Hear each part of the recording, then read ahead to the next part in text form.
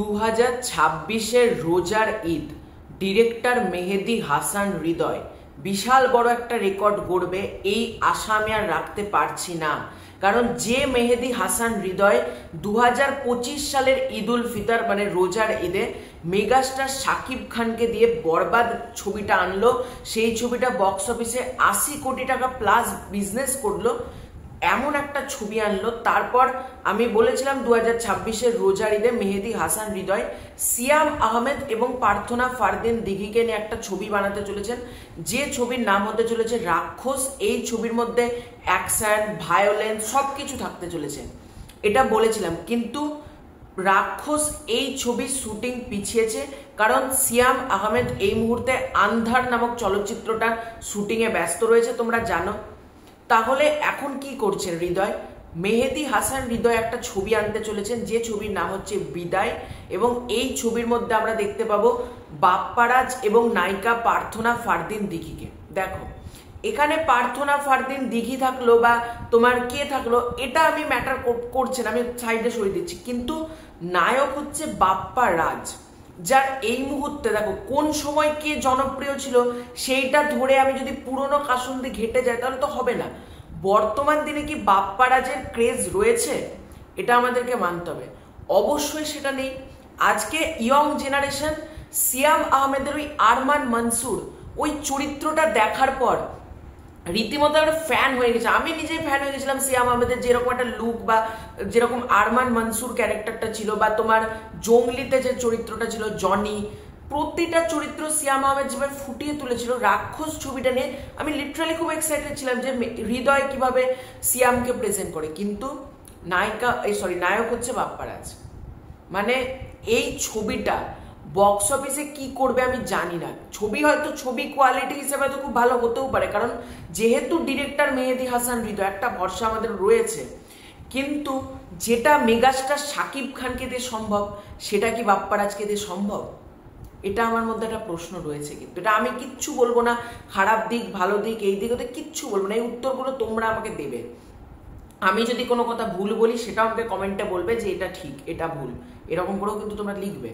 তো আমি যেটা বলছিলাম, আজকে চঞ্চল চৌধুরী, মোশাররফ করিম বা সিয়াম আহমেদ বা সারিফুল রাজ, এদিকে তোমার মেগাস্টার শাকিব খান, মানে এই সমস্ত নাম এখন জনপ্রিয়, বা আফরান নিশোরও কিন্তু একটা ক্রেজ রয়েছে। কিন্তু বাপ্পারাজ আমি জানি না কতটা কি করবে এই ছবিটা। তারপর রিলিজ করছে ঈদে আসছে, ঈদের সব থেকে বড় ছবি হচ্ছে Prince once upon A time in Dhaka, যেটা ডিরেক্টর হচ্ছে আবু হায়াত মাহমুদ, এবং এই ছবির শুটিং কানাডা, থাইল্যান্ড, তোমার শ্রীলঙ্কা, 3টে দেশে হচ্ছে। আর তোমাদের নিশ্চয়ই মনে আছে director Redwan Rony, SVF Chorki, Alpha I, এই 3টে প্রোডাকশন হাউসের ব্যানারে দম আনতে চলেছে, যেটাতে আমরা অভিনয় করতে দেখতে পাবো আফরান নিশো এবং চঞ্চল চৌধুরী। এছাড়াও চঞ্চল চৌধুরীর আরেকটা সিনেমা রিলিজ করছে যেটার নাম বনলতা এক্সপ্রেস। এই ছবিটা হুমায়ুন আহমেদের তোমার কিছুক্ষণ ওই যে উপন্যাসটা রয়েছে সেখান থেকে তৈরি করা। তাহলে কি করে আজকে তানিম নূর সে উৎসবের মাধ্যমে তার যে ক্যাপাবিলিটিটা তৈরি হয়েছে, আজকে দম এই ছবিটাও নিশ্চয়ই বক্স অফিসে একটা দারুণ ব্যবসা করবে।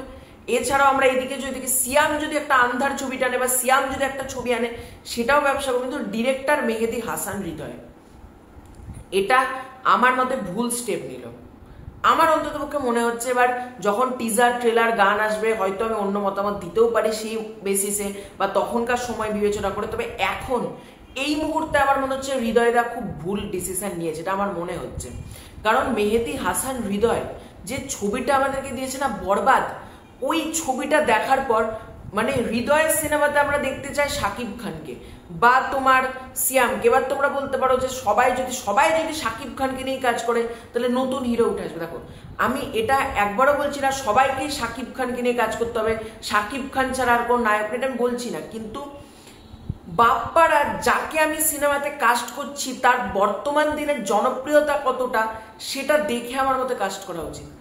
আজকে আমি যদি বাপ্পি চৌধুরীকে কাস্ট করে দিই বা বাপ্পারাজকে কাস্ট করে দিই বা ফিরদৌস আহমেদ, সব থেকে বড় কথা ফিরদৌস আহমেদ যে একসময় বাংলাদেশ ইন্ডাস্ট্রিকে কাঁপিয়ে দিয়েছে ফিরদৌস আহমেদের সিনেমা, ভিলেন থেকে শুরু করে নানান চরিত্র করেছিল ফিরদৌস আহমেদ। কিন্তু এখন কি তার জনপ্রিয়তা আছে ফিরদৌসের? নিশ্চয়ই নেই।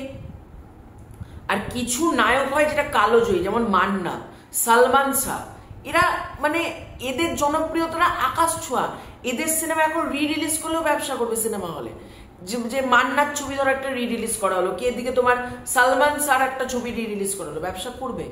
কিন্তু আজকে তোমার বাপ্পারা যে সিনেমা কতটা ব্যবসা করবে, বা বাপ্পারা যা নায়িকা দিঘি কতটা কম্পেয়ার জুটবে আমি জানি না। এই ছবিটা কি ঈদে আনতে হয় বলে কি আনা হচ্ছে? মানে শুধু শুধু আনার দরকার নাই। মেগাস্টার শাকিব খান ওই সময় যা দাপিয়ে কালেকশন করবে না, কেউ দাঁড়াতে পারবে না।